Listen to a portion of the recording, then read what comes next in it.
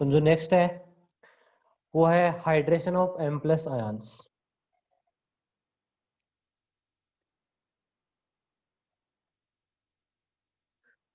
Hydration of M plus ions. देखो already chemical bonding में हम डिस्कस कर चुके हैं कि जब एक केटायन को जब आप वाटर में ऐड करते हो या एक आयनिक कंपाउंड को जब आप वाटर में ऐड करते हो तो केटायन और एनायन में डिसोसिएट हो जाता है। तो वाटर मॉलिक्यूल क्या होता है, पोलर होता है, तो केटायन और एनायन को क्या कर लेता है, सराउंड कर लेता है। ठीक है, इस चीज को हम ऑलरेडी डिस्कस कर चुके हैं। यदि आपके पास कोई भी M प्लस आयन हो, कोई भी मेटल आयन है आपका एल्कली मेटल का, तो वाटर क्या होता है, पोलर होता है। ठीक है, मैंने वाटर के बारे में आपको बताया था, ये पोलर सब्सटेंस है। ऑक्सीजन मोर इलेक्ट्रोनेगेटिव है ना, और हाइड्रोजन लेस इलेक्ट्रोनेगेटिव। तो ऑक्सीजन है वो हाइड्रोजन के इलेक्ट्रॉन खींचेंगे, तो दोनों हाइड्रोजन पे पार्शियल पॉजिटिव चार्ज डेवलप हो जाएंगे, ऑक्सीजन पे -2 डेल नेगेटिव डेवलप हो जाएगा। ठीक है, तो बताओ मेटल आयन को मतलब वाटर का कौन सा वाला पार्ट अट्रैक्ट करेगा, ऑक्सीजन वाला पार्ट, है ना। मतलब M प्लस मतलब चार्ज के A प्लस वाटर का ऑक्सीजन वाला पार्ट है उसको अपनी तरफ अट्रैक्ट कर लेगा इस तरह से। ठीक है,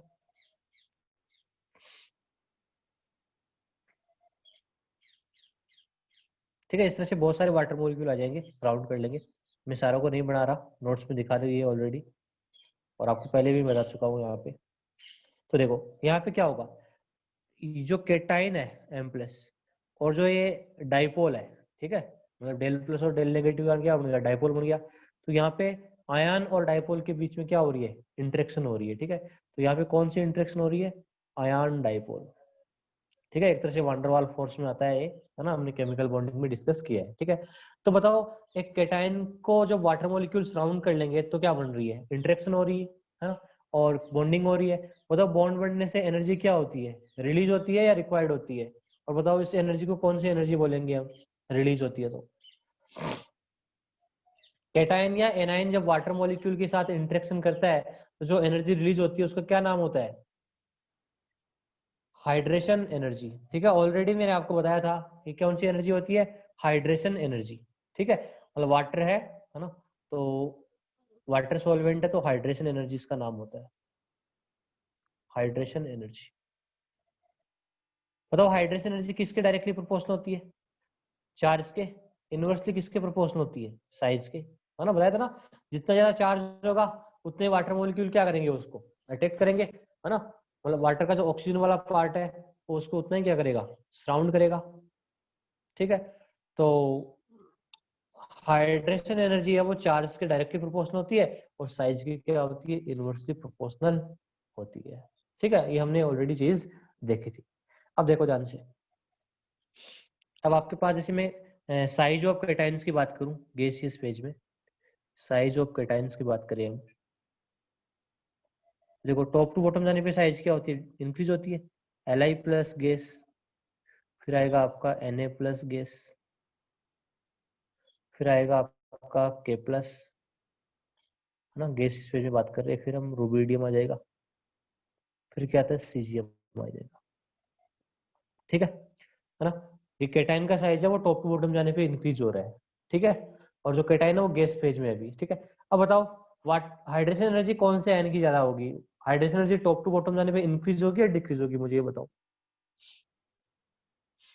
यदि मेटल आयन का साइज बढ़ रहा है तो हाइड्रेशन एनर्जी क्या होगी, डिक्रीज होगी ना, क्योंकि मेटल आयन का साइज बढ़ रहा है तो हाइड्रेशन एनर्जी क्या होगी, डिक्रीज होगी टॉप टू बॉटम जाने पे।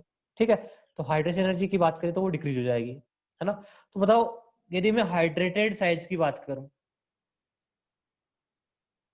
हाइड्रेटेड आयन की साइज की बात करूं, ठीक है, मतलब जो लिथियम है उसको जब वाटर मॉलिक्यूल सराउंड कर लेंगे, या जो भी मेटल है उनको वाटर मॉलिक्यूल सराउंड कर लेंगे मेटल आयन को, तो क्या हो जाएंगे, वाटर के साथ इंटरेक्शन कर रहे हैं। तो देखो जितना छोटा आयन होगा, जितना छोटा केटायन होगा, उसको वाटर मॉलिक्यूल उतने ही ज्यादा सराउंड करेंगे।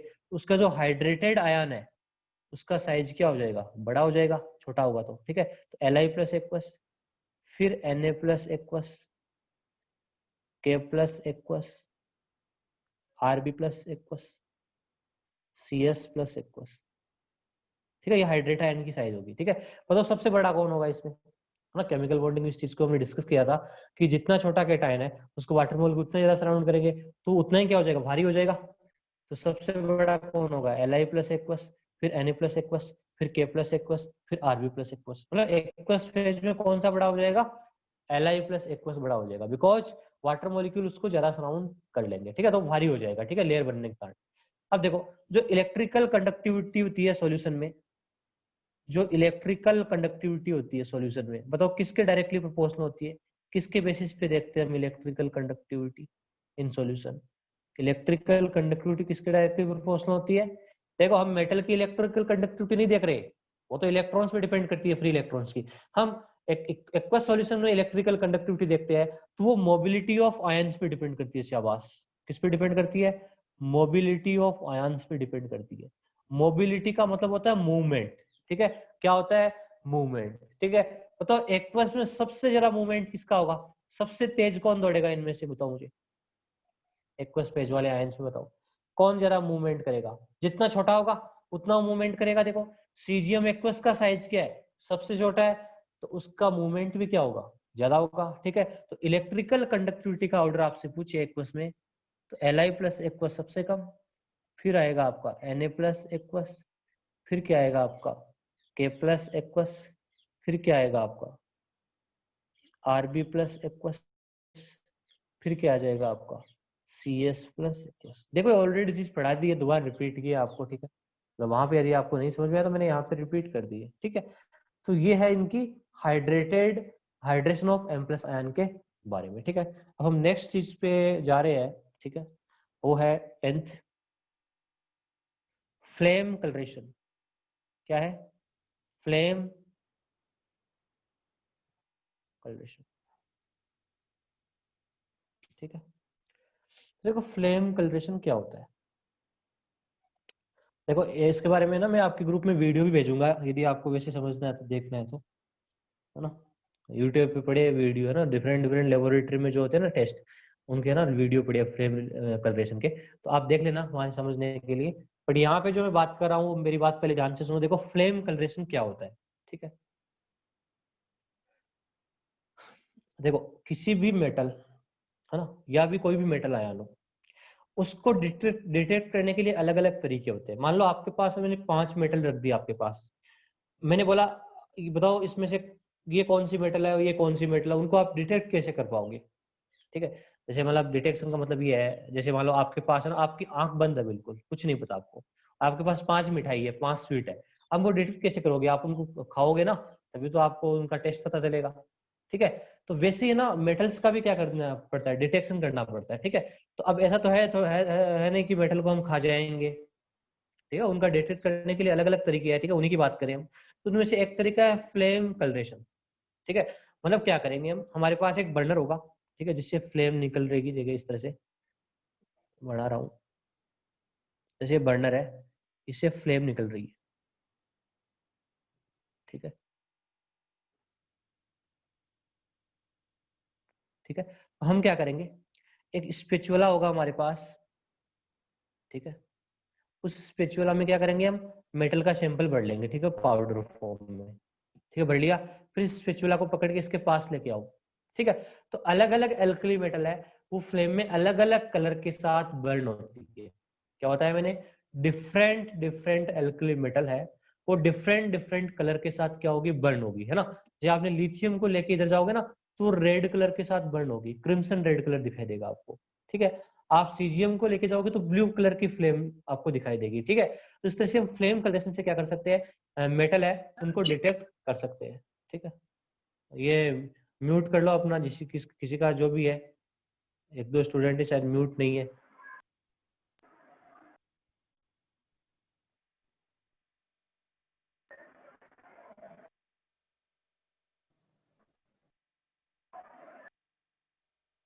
आवाज आ रही है किसी, आदित्य कुमार तेरी होगी, अजय सिद्धू, कोई भी स्टूडेंट यदि क्लास में किसी टाइप की कोई आवाज की, ठीक है, तो मैं बाहर निकाल दूंगा, बता रहा हूँ,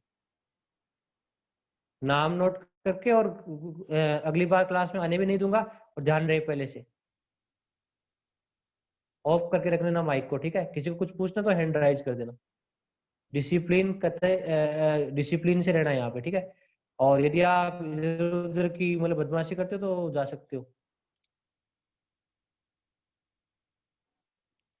तो देखो फ्लेम कलरेशन का मतलब ये है कि आप है ना अलग अलग एल्कली मेटल है उनके सैंपल को यदि आप है ना फ्लेम के पास लेके जाओगे तो फ्लेम का आपको डिफरेंट डिफरेंट कलर दिखाई देगा, ठीक है। अब ये ऐसा होता क्यों है ना, इसका रीजन भी हम देख लेते हैं, ठीक है। पहले तो ये देखते हैं कि फ्लेम कलर क्यों आता है, ठीक है। Latest discuss.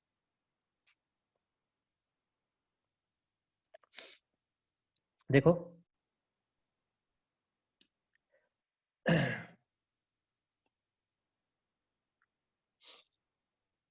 देखो आपने पढ़ा होगा एटॉमिक स्ट्रक्चर में, एटॉमिक स्ट्रक्चर में पढ़ा होगा कि आपके पास एक इलेक्ट्रॉन है, जैसे मान लो किसी सोडियम में है, ठीक है। तो इनिशियल जिसकी जो पोजीशन होती है वो ग्राउंड स्टेट है, ठीक है। मान लो ग्राउंड स्टेट में है, ठीक है। जैसे मान लो आपने एलिमेंट को फ्लेम के पास लेके आए तो उसके एटम है वो उससे क्या करेंगे, एनर्जी लेंगे, ठीक है। तो ये एनर्जी किसको मिलेगी, इलेक्ट्रॉन को मिलेगी, ठीक है। तो ये फ्लेम से जो एनर्जी है वो किसको मिल रही है, इलेक्ट्रॉन को मिल रही है, ठीक है। मतलब इतनी एनर्जी मिलनी, मान लो इसको फ्रीक्वेंसी न्यू है लाइट की, तो एच न्यू है ना। और लेमडा यदि वेवलेंथ है तो एच सी बाई लेमडा मिली, ठीक है। ये एनर्जी क्या की है इसने, अब्जॉर्ब की है, क्या किया इसने, अब्जॉर्ब किया, ठीक है। तो लेमडा के हिसाब से कलर भी कोई अब्जॉर्ब करेगा, मतलब यदि वेवलेंथ है तो उसके रेस्पेक्ट में कोई कलर होगा, ठीक है। तो यहाँ पे एक पर्टिकुलर कलर क्या होगा, अब्जॉर्ब होगा, ठीक है। कलर क्या होगा, अब्जॉर्ब होगा, ठीक है। बताओ इलेक्ट्रॉन है वो एनर्जी लेके कहाँ जाएगा, बताया था ना मैंने आपको, एटॉमिक स्ट्रक्चर में पढ़ा कि नहीं पढ़ा आपने, जो भी पढ़ाया है आपने, मैंने तो नहीं पढ़ाया शायद। तो इलेक्ट्रॉन वो ग्राउंड स्टेट से एनर्जी लेके कहाँ जाता है, एक्साइटेड स्टेट में जाता है, कहाँ पे जाता है, एक्साइटेड स्टेट में जाता है, ठीक है। एक्साइट हो जाएगा यहाँ पे, है ना, हायर एनर्जी लेवल्स पे आ जाएगा, ठीक है। तो इलेक्ट्रॉन है यहाँ पे 10⁻⁸ सेकंड के लिए रहता है, वापस ये क्या करता है, नीचे आता है ना। तो बताओ जब नीचे आता है तो एनर्जी क्या करता है, इमिट करता है, क्या करता है, इमिट करता है। एनर्जी का क्या करेगा, इमिशन करेगा, है ना। एनर्जी क्या होगी, इमिट करेगी, ठीक है। मान लो एनर्जी इसने इमिट की E dash equal to H C upon lambda dash, ठीक है ना। तो देखो ये जो लेमडा डैश है ये क्या होगा, आपका इमिटेड कलर होगा, क्या होगा, इमिटेड कलर होगा, क्या होगा, इमिटेड कलर होगा, ठीक है। बताओ आपकी आंखों को कौन सा कलर दिखाई देता है, इमिटेड दिखाई देता है या अब्जॉर्ब कलर दिखाई देता है। जैसे मान लो कोई भी आपके पास चीज है वो आपको ब्लैक दिख रही है या ग्रीन दिख रही है, तो बताओ इमिशन वाला कलर दिखाई देता है या अब्जॉर्प्शन वाला कलर दिखाई देता है, इमिटेड वाला, शाबाश, ठीक है। आपकी आंखों को कौन सा कलर दिखाई देता है, इमिटेड वाला कलर है, वो आपको आईज है उसको दिखाई देगा, ठीक है। तो ये इमिटेड और जो अब्जॉर्ब कलर है उनमें क्या रिलेशन होता है, ठीक है, ध्यान दो, है ना। यदि आपको अब्जॉर्ब कलर है तो यदि आपको अब्जॉर्प्शन वाला कलर है पता है तो आप इमिटेड वाला कलर निकाल सकते हो, यदि आपको इमिटेड वाला कलर पता है तो आपको अब्जॉर्प्शन वाला कलर निकाल सकते हो, ठीक है। तो ये कलर दोनों इमिटेड और जो अब्जॉर्ब कलर होते हैं ये दोनों एक दूसरे के क्या होते हैं, कॉम्प्लीमेंट्री होते हैं, क्या होते हैं, कॉम्प्लीमेंट्री होते हैं, क्या होते हैं, कॉम्प्लीमेंट्री। तो ये कॉम्प्लीमेंट्री कैसे निकाले, है ना, तो कॉम्प्लीमेंट्री कलर निकालते हैं कॉम्प्लीमेंट्री कलर साइकिल से। एक मिनट, कौन, एक मिनट।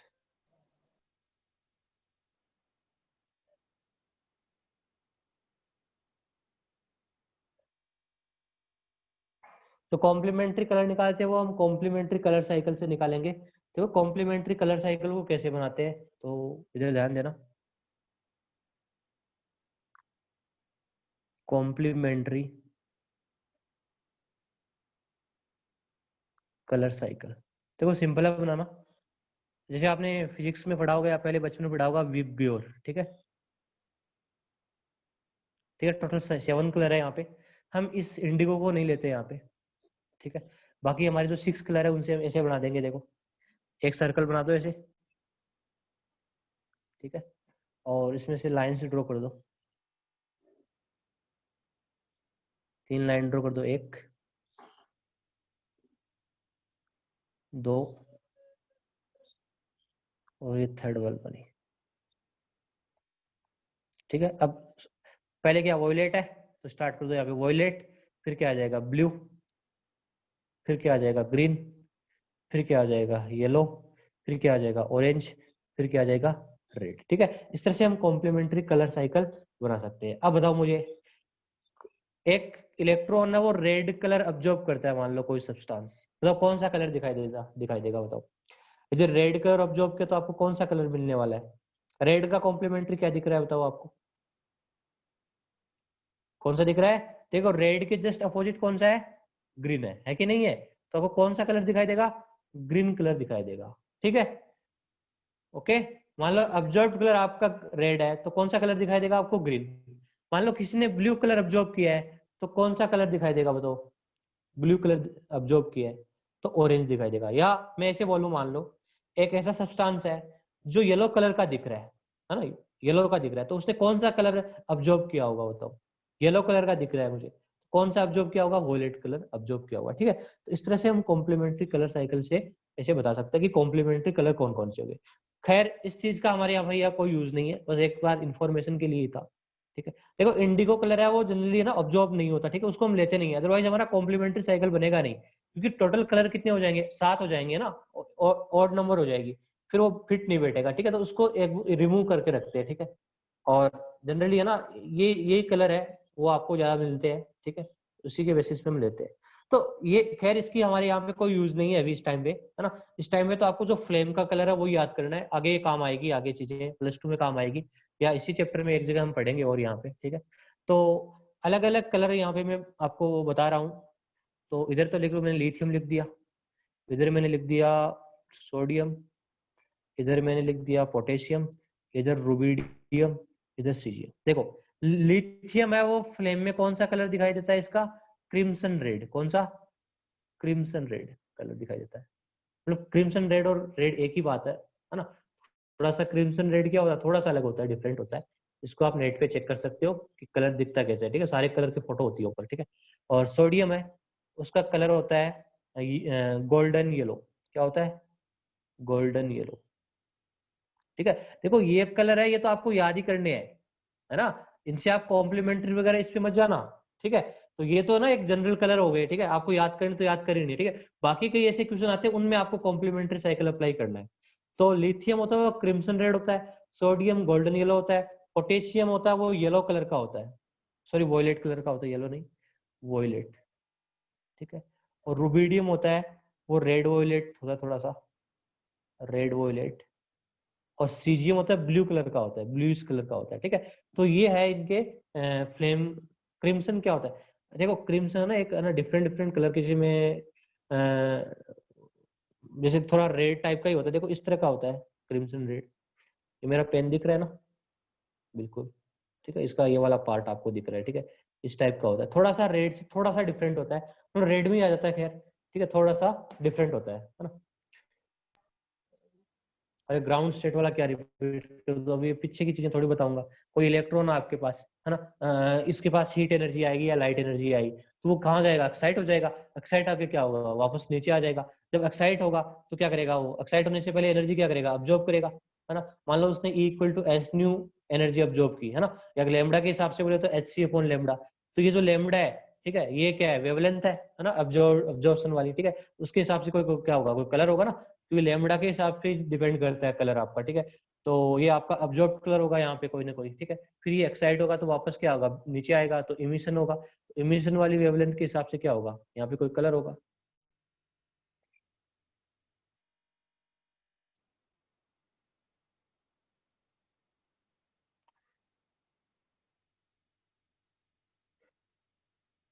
यदि कोई मिक्सर शो करता है, एक बार एक स्टूडेंट ये बोल रहा है, देखो मान लो यदि कोई एलिमेंट ऐसा है, मान लो जो मान लो ऐसा कर रहा है, अब्जॉर्ब कर रहा है ऑरेंज और येलो के बीच में। ठीक है, इस रीजियन में कलर अब्जॉर्ब कर रहा है ऑरेंज और येलो के बीच में। ठीक है, तो उसका जो कलर है वो आपको कौन सा दिखाई देगा? वॉयलेट और ब्लू के बीच में दिखाई देगा। ठीक है, इस तरह से। यदि मिडिल में है तो मिडिल के हिसाब से आंसर दे देंगे। ठीक है, मतलब बीच में आ रहा है ऑरेंज और येलो के बीच में, तो वॉयलेट और ब्लू ब्लू के बीच में आएगा। ठीक है, इस तरह से। तो देखो इसको हम ट्रिक से भी याद कर सकते हैं। देखो ध्यान दो ये वाला, देखो ट्रिक मैंने नोट्स में लिखा दिया है, फिलहाल आप देख लो। देखो यदि आपको ये याद नहीं हो रहा तो ऐसे याद कर लो आप, हेलिना की रब से फरियाद, है ना, या लीना का बाप का स्कूटर, ऐसे याद कर लो इसको, ठीक है। तो थोड़ा सा मैं लिखा देता हूँ इसको, ऐसे याद कर लो आप, लीना के बाप का स्कूटर, ठीक है। लीना मतलब लिथियम सोडियम, के मतलब पोटेशियम, बाप में रुबिडियम पढ़ लेना आप, ठीक है। और स्कूटर में आप सीजियम पढ़ लेना, ठीक है। अब आपकी मर्जी, आपको ट्रिक से याद करना है, कैसे याद करना है, ठीक है। और ये वाला भी लिखा देता हूँ, देखो इसको आप ऐसे याद कर सकते हो, कार, है ना, क्रीमसन रेड को आप कार बना लो, ठीक है। कार गोल्डन येलो, ठीक है, गोल्डन येलो वाली कार, गोल्डन येलो वाली रेड ब्लू, ठीक है। ऐसे याद कर लो, रेड ब्लू, इस तरह से याद कर सकते हो इसको, ठीक है।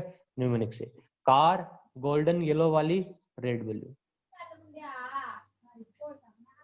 ये है ना, किसी अपना वो जो भी माइक है, अनम्यूट करो आप, पता नहीं क्या क्या आवाज आ रही है, मैं स्टूडेंट बाहर निकाल दूंगा चेक करके। मनिंदर, जूते खाने हैं क्या तेरे को?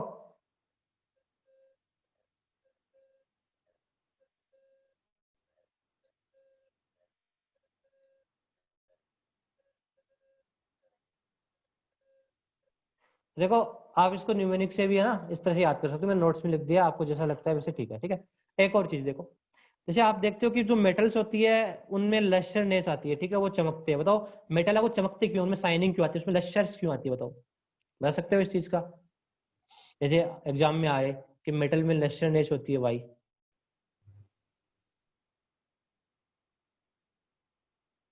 भाई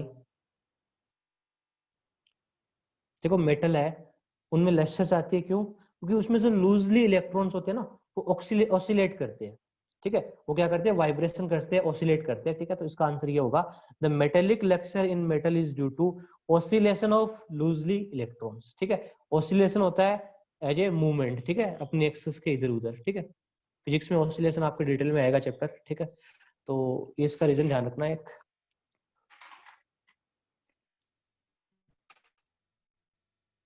अब हम नेक्स्ट टॉपिक पे बात करें, देखो, केमिकल रिएक्टिविटी, केमिकल रिएक्टिविटी।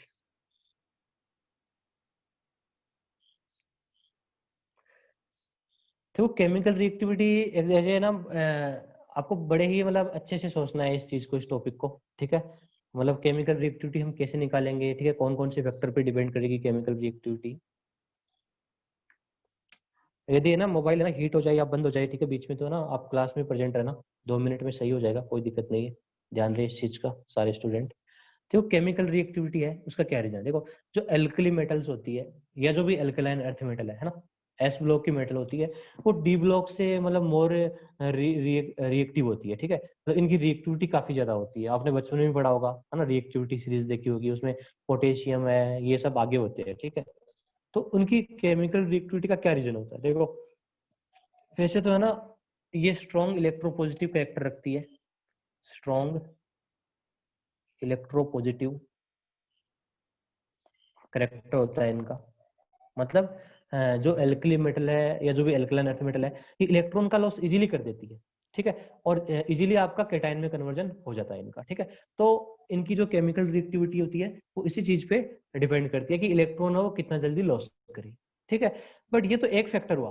अब देखो एक मेटल को इलेक्ट्रॉन लॉस करने के लिए क्यों कौन कौन सी स्टेट से गुजरना पड़ेगा, उसके लिए हम कुछ चीजों को यहाँ पे कंसिडर करते हैं। देखो जैसे मान लो आपके पास सोडियम मेटल है, सपोज करो, और सॉलिड स्टेट में है, क्या ये सॉलिड स्टेट से इलेक्ट्रॉन का लॉस कर सकती है, मुझे ये बताओ। यदि इसको रिएक्शन करनी है, ठीक है, मान लो, है ना, मतलब एज ए केटाइन बनाना है ना, तो क्या ये सॉलिड स्टेट से इलेक्ट्रॉन का लॉस कर सकती है? नहीं कर सकती ना। मतलब सॉलिड से तो इलेक्ट्रॉन जाएगा नहीं। बताओ उसको कौन सी स्टेट में चेंज करना पड़ेगा, गैसियस स्टेट में चेंज करना पड़ेगा। कौन सी में करना पड़ेगा? गैसियस। बताओ सोडियम को मैं गैसियस स्टेट में ले जाऊंगा तो कौन सी एनर्जी की बात करूंगा, कौन सी एनर्जी सप्लाई करूंगा, कौन सी एंथैल्पी इसको प्रोवाइड करूंगा? कल बताया था मैंने, लिक्विड में नहीं हो सकता, सिर्फ गैसियस में होता है, पीरियोडिक टेबल में बताया था। कौन सी हीट एनर्जी होती है जो किसी मेटल लैटिस को उसकी गैसियस स्टेट में चेंज कर देती है? कल का लेक्चर याद करो, इसीलिए तो पढ़ाया था, सजाने के लिए थोड़ी पढ़ाया था। Which enthalpy convert a metal solid to in gaseous state, कौन सी एंथैल्पी की बात करेंगे? कल बताया था ना मैंने आपको, अरे हीट होती है यार, पढ़ते तो हो नहीं तुम, अब कल वाली चीज भूल गए। मेटल लेटिस को गैस स्टेट में कौन सी एंथैल्पी करती है कन्वर्ट? एक स्टूडेंट का भी आंसर नहीं है। आयनाइजेशन एंथैल्पी, कितना मतलब अच्छे से जवाब दे रहे थे। Hello sir automisation hello sir. Enthalpy. हाँ एक नहीं, वो आपको है ना सिर्फ मैसेज करने का ही मतलब सिर्फ ओके सर copy ओके। करना, आप बोल नहीं सकते, पहले बता रहा हूँ, ओके ठीक है? डिस्टर्ब होती है क्लास में। यदि आपको आता है तो आप मैसेज कर सकते हो, मैं देखता हूँ सबका। कौन सी एंथैल्पी है जो Na सॉलिड को Na गैस में कन्वर्ट करती है?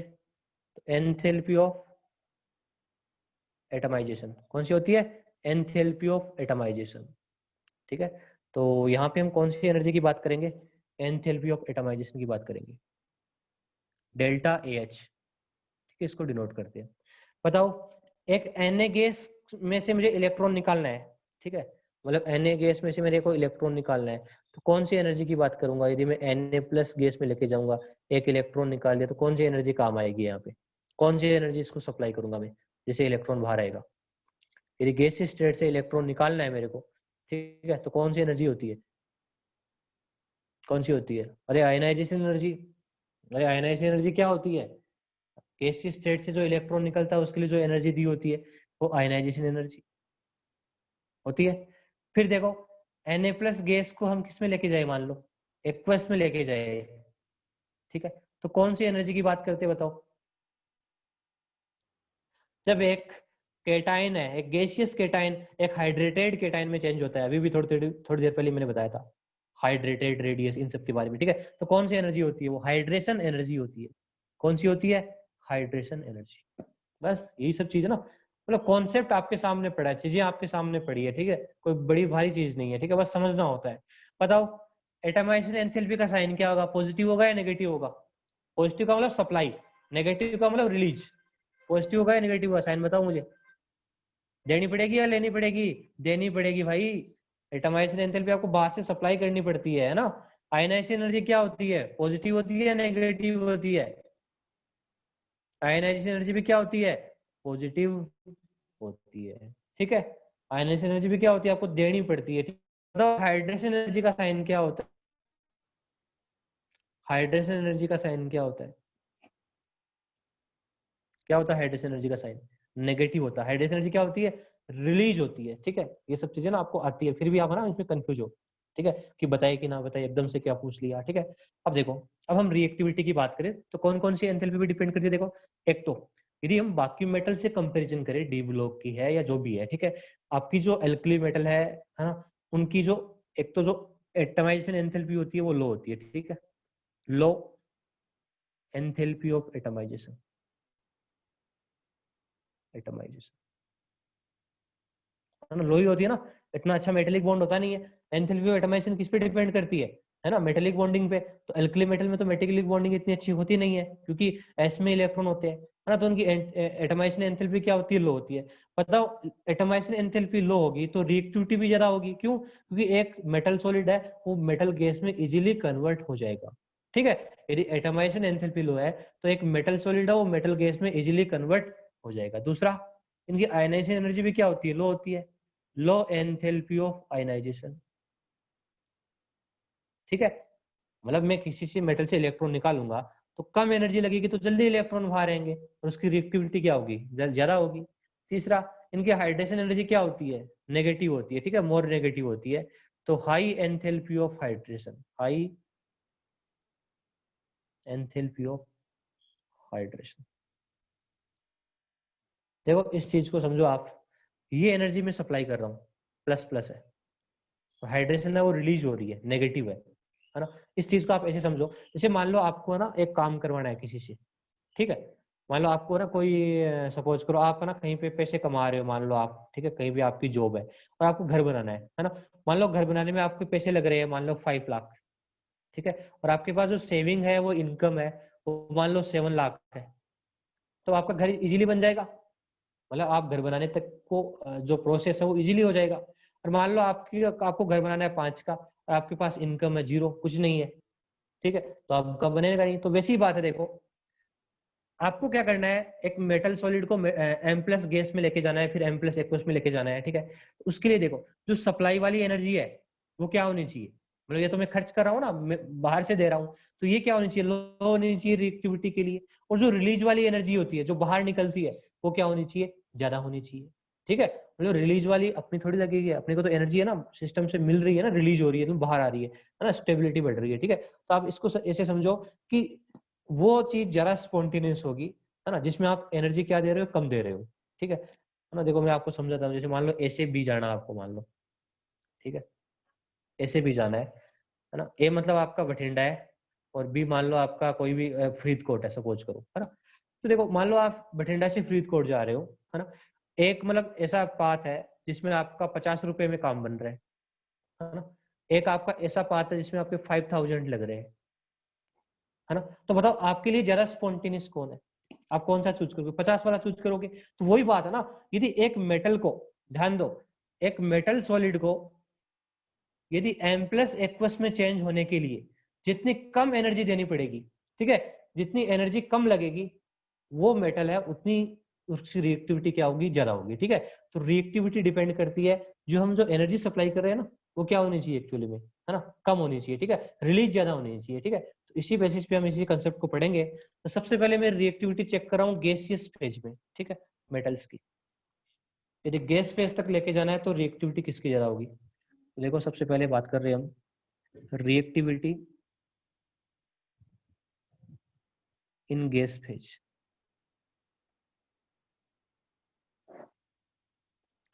देखो जैसे मान लो आपको एक, आपके पास मेटल सॉलिड है ना, इसको गैस फेज तक लेके जाना है, रिएक्टिविटी गैस फेज में लेके जानी है। तो सबसे पहले क्या करोगे आप, सॉलिड को गैस में चेंज कर दोगे। कौन सी एंथैल्पी की बात होगी, एटमाइजेशन की। फिर मेटल गैस को किस में कन्वर्ट करोगे, M प्लस गैस, है ना। तो कौन सी एनर्जी की बात होगी, आयनाइजेशन एनर्जी की बात होगी, है ना। तो टोटल एनर्जी कितनी लगी यहाँ पे, डेल्टा एच कितनी लगी बताओ। एक तो आपकी एटमाइजेशन एंथैल्पी प्लस एक आयनाइजेशन एनर्जी, है ना, दोनों लग रही है आपकी। अब देखो, अब आप आंसर देना, जो रिएक्टिविटी है वो दोनों एनर्जी पे डिपेंड कर रही है। दोनों एनर्जी कम होगी तो रिएक्टिविटी क्या होगी, ज्यादा होगी। दोनों एनर्जी ज्यादा होगी तो रिएक्टिविटी क्या होगी, कम होगी, है ना। ये भी मैं सप्लाई कर रहा हूँ, ये वाली हीट भी, और ये वाली भी आयनाइजेशन एनर्जी भी क्या कर रहा हूँ, बाहर से प्रोवाइड कर रहा हूँ। अब मुझे बताना, एल्कली मेटल में जब आप टॉप टू बॉटम जाओगे, एल्कली मेटल में जब आप टॉप टू बॉटम जाओगे तो बताओ रिएक्टिविटी क्या होनी चाहिए आपके हिसाब से, आपका क्या आंसर होगा, बढ़नी चाहिए या घटनी चाहिए। गैस फेज की बात कर रहा हूँ अभी मैं, एक्वस फेज की तो बात ही नहीं कर रहा, गैस फेज तक जा रहे हैं अभी, है ना। दो ही एंथैल्पी की बात कर रहे हैं, एक एटमाइजेशन की दूसरी आयनाइजेशन की, ठीक है। एक्वस की तभी बात करेंगे जब हाइड्रेशन एनर्जी आएगी, ठीक है, एक्वस में आपकी हाइड्रेशन एनर्जी आएगी, ठीक है। अब आप बताओ मुझे रिएक्टिविटी क्या होगी टॉप टू बॉटम जाने में, जैसे मैं लिथियम सोडियम पोटेशियम ऐसे जा रहा हूँ, ठीक है, रिएक्टिविटी क्या होगी, इंक्रीज होगी या डिक्रीज होगी। देखो मोस्ट ऑफ स्टूडेंट है, आंसर ना बहुत कम लोग सही दे पाएंगे, मुझे पता है 50% लोग सही दे पाएंगे। देखो मैं आंसर बताऊं किस किस का सही है। दमनदीप वेरी गुड, नितिका, वैशाली, नितिका, बस, अंकिता, इनका आंसर सही है। बताओ कौन बताएगा इसका आंसर, हैंड राइज करके बताओ कौन बता सकता है। देखो सीधी सीधी बात पड़ी ना, मतलब जितनी एनर्जी आप कम सप्लाई करोगे उतनी आपकी रिएक्टिविटी क्या होगी, ज्यादा होगी। बताओ टॉप टू बॉटम जाने पे एनर्जी ज्यादा सप्लाई होगी या कम सप्लाई होगी, इसी को देख लो आप। देखो ये आपको तभी आएगा जब आपने कल का लेक्चर पढ़ा हो, ठीक है। बताओ atomisation enthalpy top to bottom जाने पे क्या होती है, मैं बताता हूँ आपको। Enthalpy of atomisation top to bottom जाने पे क्या होती है बताओ, एल्कली मेटल की delta H, enthalpy of atomisation top to bottom जाने पे क्या होती है। मैंने बताया था टॉप टू बॉटम जाने पे जो मेटल एटम है उनका साइज क्या होता है, बढ़ता है। साइज बढ़ने से उनकी पैकिंग क्या होती है, अच्छी नहीं होती। तो एंथैल्पी ऑफ एटमाइजेशन क्या होगी, कम होगी, कल ही बताया था मैंने, ठीक है। तो ये वाली क्या होती है, डिक्रीज होती है ना, धीरे धीरे लेटिस जैसे कमजोर होता जाता है ना, तो वो इजीली है वो गैस में कन्वर्ट हो जाता है, ठीक है। तो जैसे टॉप टू बॉटम जाने तो आपको एटमाइजेशन एंथैल्पी कम सप्लाई करनी पड़ेगी। बताओ ionisation energy top to bottom जाने पे क्या होगी, कम होगी या ज्यादा होगी, कम होगी ना। तो दोनों एनर्जी क्या हो रही है टॉप टू बॉटम जाने पे, क्या हो रही है, डिक्रीज हो रही है। बताओ रिएक्टिविटी टॉप टू बॉटम जाने पे क्या होगी, अब तो बता सकते हो ना भाई, दोनों एनर्जी डिक्रीज हो रही है ना। और मैंने बताया था रिएक्टिविटी के लिए क्या करना चाहिए आपको, जितनी एनर्जी कम सप्लाई करोगे उतनी अच्छे से रिएक्ट करेगा, तो रिएक्टिविटी क्या होगी, इंक्रीज होगी, ठीक है। इस चीज को आप ऐसे समझ लो, जैसे मान लो दो स्टूडेंट है, जैसे एक आदित्य है, एक कोई और है XYZ, है ना। अब देखो ये स्टूडेंट आदित्य आराम से पढ़ रहा है, कोई प्रॉब्लम नहीं है ना, अच्छे से पढ़ता है, कोई दिक्कत नहीं है ना। ये पूरा का पूरा क्या है, मैंने उसको कोई एनर्जी सप्लाई नहीं की, वो आराम से पढ़ रहा है, कोई दिक्कत नहीं है, ये स्पॉन्टेनियसली काम कर रहा है। दूसरा एक्स नहीं पढ़ रहा, ठीक है, पेरेंट्स डांट रहे हैं, अच्छे से पिटाई कर रहे हैं 2-3 बार, ठीक है, बाकी सब लोग भी ट्राई कर रहे हैं, फिर भी नहीं पढ़ रहा। तो ये क्या, अगर जबरदस्ती इस पे आप एनर्जी दे रहे हो उसको बाहर से, चाहे वो पिटाई की फॉर्म में हो, कैसी फॉर्म में हो, चाहे कुछ बिस्किट के 2-3 डब्बे दे रहे हो, कुछ भी दे रहे हो उसको, ठीक है, फिर भी वो नहीं पढ़ रहा, मतलब वो नॉन स्पॉन्टेनियस है, मतलब वो अपनी इच्छा से करी नहीं काम कर ही नहीं कर रहा, ठीक है। यदि वो काम करेगा भी तो किसी के दूसरे के समझाने से करेगा, ठीक है। तो स्पॉन्टेनियस चीज वो होती है जो अपने आप करे, जिसमें कम एनर्जी सप्लाई हो, और जो नॉन स्पॉन्टेनियस कौन सी होती है, जिसमें आप एक्सटर्नल फोर्स ज्यादा लगे, ठीक है, आप बाहर से ज्यादा एनर्जी सप्लाई कर रहे हो, आपको जबरदस्ती कोई काम करा रहे हो, ठीक है।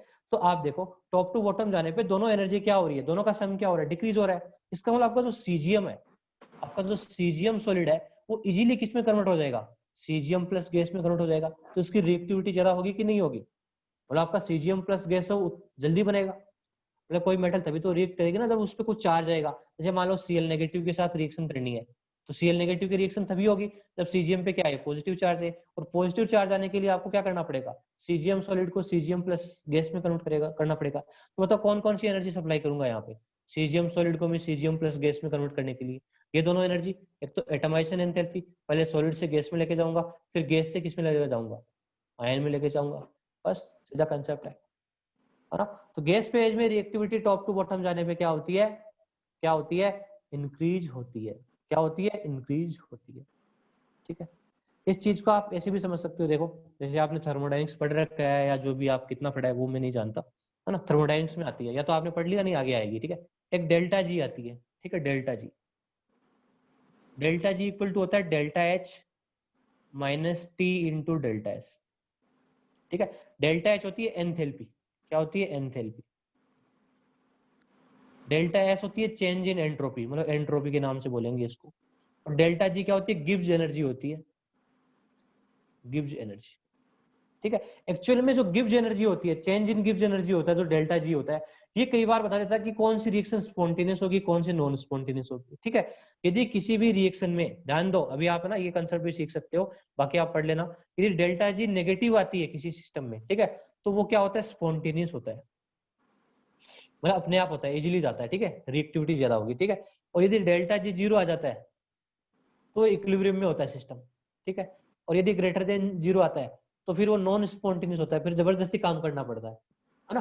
तो ये सब है ना, अभी आप चीज समझ लो, बाकी है ना इस पे कोई ज्यादा दिमाग लगाने की जरूरत नहीं है, फिलहाल आ जाएगी थर्मोडायनेमिक्स में। और आप देखो मुझे ये बताओ, मुझे डेल्टा एच क्या है अपनी, ये बताओ इस रिएक्शन में डेल्टा एच क्या थी, इन दोनों एनर्जी का सम है ना, atomisation enthalpy plus ionisation energy, ठीक है। अब देखो डेल्टा एच क्या अपनी ये वाली है ना, और डेल्टा एस क्या है, एंट्रोपी। बताओ मैं एक सॉलिड को गैस में चेंज करूंगा तो एंट्रोपी क्या होगी, इंक्रीज होगी या डिक्रीज होगी।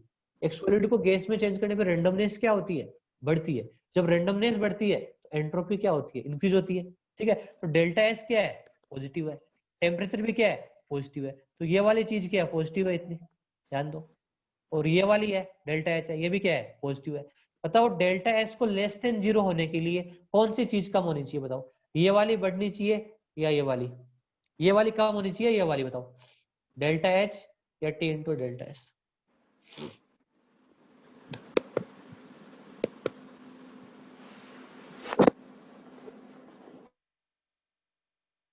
अंकिता एक बार चेक करना कोई फेक आईडी तो नहीं आई है क्लास में, एनी स्टूडेंट जो आपको लगे आप नाम बताओ।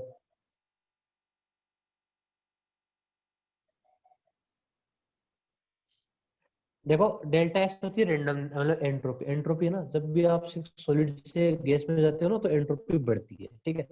फिलहाल है ना आप ऐसे ध्यान रखो, मैं है ना सीजीएम सॉलिड को सीजीएम गैस में लेके जा रहा हूँ, ठीक है, तो एंट्रोपी बढ़ रही है, तो ये वाली चीज क्या है, पॉजिटिव है, ये वाली चीज भी पॉजिटिव है। अब देखो लेस देन जीरो होने के लिए, मतलब स्पॉन्टेनियस होने के लिए क्या होना चाहिए, डेल्टा एच कम होना चाहिए, ठीक है। ये वाली चीज कम होगी तभी तो क्या आएगी, नेगेटिव आएगी ना। जैसे मान लो ये 2 है और ये है -10, तक क्या आएगी, नेगेटिव आ जाएगी। ये 2 को बढ़ा के आप 12 कर दोगे तो फिर वो पॉजिटिव आने लगेगी, ठीक है। तो इसको हम थर्मोडायनेमिक्स से भी रिलेट कर सकते हैं। बाकी खैर इस चीज की यहाँ पे कोई जरूरी नहीं है, ये आप थर्मोडायनेमिक्स पढ़ लो ना, तब आप इससे कंपेयर कर लेना, ठीक है, पढ़ के आराम से, ठीक है। तो फिलहाल है ना ये वाली चीज याद रखनी है आपको, ऊपर वाली, ठीक है, कोई नहीं तो बढ़िया है।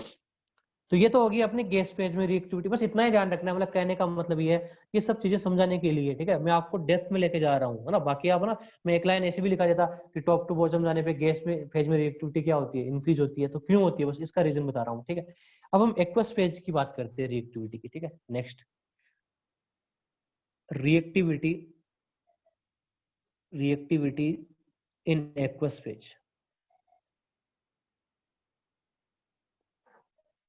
ध्यान रखो, जो भी रिएक्टिविटी होती है वो 99% एक्वस फेज में ही पूछी जाती है आपसे, ठीक है। गैस फेज में तो बहुत कम एग्जांपल मिलते हैं, ठीक है, एक आधे होते हैं। तो रिएक्टिविटी एक्वस फेज में बड़ी इंपॉर्टेंट होती है। उसको समझने के लिए आपको क्या करना पड़ेगा, वैसे ही देखो सिंपल सा है।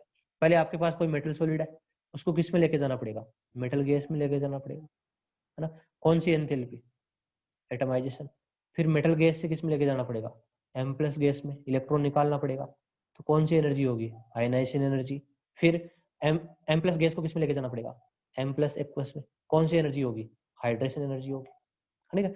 अब की बार कौन सी एनर्जी आ गई, एक एक्स्ट्रा एनर्जी और आ रही है, इसका नाम है हाइड्रेशन एनर्जी, यदि आप एक्वस स्टेट में देखो, ठीक है। तो टोटल एनर्जी कितनी, मतलब टोटल एंथैल्पी क्या है आपकी बार, delta A H atomisation plus ionisation plus hydration, ठीक है, तीनों का सम है। अब ध्यान से देखो, इन दोनों का साइन क्या है, पॉजिटिव है, मतलब ये बाहर से आप सप्लाई कर रहे हो, और ये एनर्जी क्या है, नेगेटिव है, ठीक है। क्या पिछली बार की तरफ अब की बार आप प्रिडिक्ट कर सकते हो कि टॉप टू बॉटम जाने पे रिएक्टिविटी डिक्रीज होगी या इंक्रीज होगी, अब की बार प्रिडिक्ट कर सकते हो कि नहीं कर सकते, मुझे ये बताओ। ध्यान दो, अब की बार देखो, ये वाली चीजें तो टॉप टू बॉटम जाने पे क्या हो रही है, डिक्रीज हो रही है ना, मतलब ये वाली पॉजिटिव में बढ़ रही है। और ये जो हाइड्रेशन एनर्जी है वो टॉप टू बॉटम जाने पे क्या होती है, टॉप टू बॉटम जाने पे केटाइन का साइज बढ़ता है, तो हाइड्रेशन एनर्जी क्या होती है, कम नेगेटिव होती जाती है, कम नेगेटिव कम नेगेटिव, ठीक है। अब बताओ, जैसे मान लो आपके पास लिथियम है, लिथियम में जो आपने एनर्जी, ये वाली एनर्जी है, इनकी वैल्यू कितनी है, मान लो 100, सपोज करो, एक आर्बिट्री वैल्यू ले रहा हूँ, ठीक है। और हाइड्रेशन एनर्जी का क्या पता आपको कितनी रिलीज हुई है ना, मान लो वो 200 है ना, मान लो 200 नहीं है, मान लो -50 ही है, ठीक है। तो इसके हिसाब से आंसर कितना आएगा, इन दोनों का सम करे तो, ठीक है, कितना आएगा, -100। और इसके हिसाब से आंसर देखे तो कितना आएगा, +100। अब देखो, एक केस में क्या आ रहा है, रिलीज हो रही है, एक केस में क्या हो रही है, रिक्वायर्ड हो रही है, यहाँ पे स्पॉन्टेनियस है, यहाँ पे नॉन स्पॉन्टेनियस है। तो अब की बार में ना, मेरे हिसाब से नहीं बता सकता, क्योंकि मुझे हाइड्रेशन एनर्जी के डाटा के बारे में नहीं पता है, क्योंकि हाइड्रेशन एनर्जी क्या हो रही है, यदि hydration energy top to bottom जाने पे ज्यादा नेगेटिव होती, यदि ज्यादा रिलीज होती, तो रिएक्टिविटी टॉप टू बॉटम जाने पे क्या होती, इंक्रीज होगी, कोई प्रॉब्लम नहीं है। But hydration energy top to bottom जाने पे क्या हो रही है, डिक्रीज हो रही है, इसकी वैल्यू क्या हो रही है, कम हो रही है। जैसे आप टॉप टू बॉटम जाते हो तो केटाइन का साइज क्या होता है, बढ़ता है, तो हाइड्रेशन एनर्जी कम रिलीज होती है। तो इस बार आप ऐसे डायरेक्टली प्रिडिक्ट नहीं कर सकते, अब हमें किसकी सहारा लेना पड़ेगा, हमें एक्सपेरिमेंट्स का सहारा लेना पड़ेगा। किसकी बात करेंगे हम, एक्सपेरिमेंट्स के हिसाब से, ठीक है। तो एक्वस फेज में रिएक्टिविटी है सबसे ज्यादा होती है लिथियम की, क्यों कि लिथियम का केटाइन क्या होता है, छोटा होता है, तो उसमें बहुत ज्यादा हाइड्रेशन एनर्जी रिलीज होती है, तो उसकी रिएक्टिविटी बढ़ जाती है ना। अब ऐसा नहीं, उल्टा नहीं होगा, ठीक है ना, रैंडम ऑर्डर आएगा, ठीक है, आप ध्यान रखना। सबसे ज्यादा होती है लिथियम की, ये याद ही करके रखना है। फिर आएगा आपका रुबिडियम, फिर आएगा सीजियम, फिर आएगा आपका पोटेशियम, फिर आएगा आपका सोडियम। ये एक्वस फेज में इनकी रिएक्टिविटी का ऑर्डर होता है, ठीक है। अब देखो, इस चीज को है ना एक और तरीके से हम समझ सकते हैं, ठीक है, ध्यान दो। एक तो ये तरीका मैंने आपको बता दिया है, हाँ, एक्सपेरिमेंट वाला, ठीक है। एक और तरीका है जो भी एक्सपेरिमेंटल है, बट वो +2 से रिलेटेड है थोड़ा, ठीक है। मतलब आप जब +2 में जाओगे तो आपको एक चैप्टर आएगा, ठीक है, इलेक्ट्रोकेमिस्ट्री, है ना, वहाँ पे आपको एक चीज सिखाई जाएगी, बस इस चीज को यहाँ पे यूज करना है, ठीक है। बस वो चीज मैं आपको यहाँ पे सिखाने जा रहा हूँ, उसके बारे में आपको आइडिया देने जा रहा हूँ, ठीक है, क्योंकि एनसीईआरटी में वो चीज गिवन है, एक टेबल में गिवन है, ठीक है। थोड़ी बहुत उसके बारे में गिवन आप पढ़ोगे तो, ठीक है, तो उसके बारे में भी आपको मैं बताने जा रहा हूँ, उसको भी आप समझे। यहाँ पे देखो, एक्वस फेज में रिएक्टिविटी है, एक और तरीके से हम बता सकते हैं, वो होता है इलेक्ट्रोड पोटेंशियल। क्या नाम होता है, इलेक्ट्रोड पोटेंशियल। ये इलेक्ट्रोड पोटेंशियल क्या होता है, आपने 10th क्लास में या 9th क्लास में इलेक्ट्रोलिसिस के बारे में पढ़ा होगा, है ना। दो बीकर होते हैं, उसमें इलेक्ट्रोड रख लेते हैं, फिर ना ऐसे कोई सब्सटेंस होता है ना, उसका इलेक्ट्रोलिसिस करते हैं, इनके बारे में आपने पढ़ा होगा, बहुत पढ़ा हुआ है, ठीक है। मतलब उसी से रिलेटेड टर्म है, ठीक है, वही चीज है, मतलब इलेक्ट्रोड पोटेंशियल, ठीक है। तो ध्यान दो, तो यहाँ पे मैं आपको जो बताऊं वो स्टेटमेंट है ना, आप एक बार याद कर लेना, ठीक है ना, आपके इस प्रॉब्लम को सोल्व करने में वो काम आएंगे, ठीक है। डिटेल में चीज आप आगे पढ़ोगे, फिलहाल आपको जो स्टेटमेंट में लिखता हूँ वो चीजें आप समझनी है, आपको समझ जाओगे, इजी है, कोई डिफिकल्ट नहीं है। देखो इलेक्ट्रोड पोटेंशियल है, ठीक है, उसकी बात करते हैं हम स्टैंडर्ड इलेक्ट्रोड पोटेंशियल की बात करेंगे। स्टैंडर्ड इलेक्ट्रोड पोटेंशियल, स्टैंडर्ड का मतलब क्या होता है, जो स्टैंडर्ड स्टेट पे कैलकुलेट होता है इलेक्ट्रोड पोटेंशियल, मतलब स्टैंडर्ड स्टेट मतलब कंसंट्रेशन 1 मोलर, प्रेशर 1 बार, ठीक है ना, वो होता है स्टैंडर्ड इलेक्ट्रोड पोटेंशियल। इसका जो नोटेशन होता है इनोट सेल होता है, इनोट सेल। तो जब भी कोई स्टैंडर्ड चीज आती है तो ऊपर ऐसे जीरो लग जाता है, ठीक है, जैसे आपने ना स्टैंडर्ड एंथैल्पी है, उसके ऊपर नोट आ जाता है, ठीक है, एक होती है स्टैंडर्ड एंथैल्पी, तो ऊपर नोट लगा दिया जाता है, ठीक है, ऊपर जीरो से लगा दिया जाता है, ठीक है, तो ये होती है स्टैंडर्ड एंथैल्पी। वैसे स्टैंडर्ड इलेक्ट्रोड पोटेंशियल होता है, ये दो टाइप का होता है, ठीक है, दो टाइप का। कौन कौन सा टाइप का होता है, देखो किसी भी एलिमेंट का या तो ऑक्सीडेशन हो सकता है या रिडक्शन होता है, या तो वो इलेक्ट्रॉन का लॉस कर देता है या गेन कर देता है, दो ही तो चीजें होती है ना, एक तो रिडक्शन होता है, एक ऑक्सीडेशन होता है। आपने पढ़ा होगा रिडक्शन ऑक्सीडेशन, चीज पढ़ रखी होगी, ठीक है, तो एक होता है रिडक्शन, एक होता है ऑक्सीडेशन, ठीक है, उसके बेसिस पे आपका जो स्टैंडर्ड इलेक्ट्रोड पोटेंशियल होता है वो दो टाइप का होता है।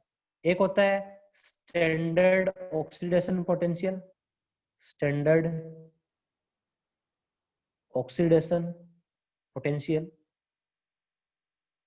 जिसको हम शॉर्टकट में एसओपी के नाम से भी जानते हैं, है ना, एसओपी। एक होता है standard reduction potential, standard reduction potential.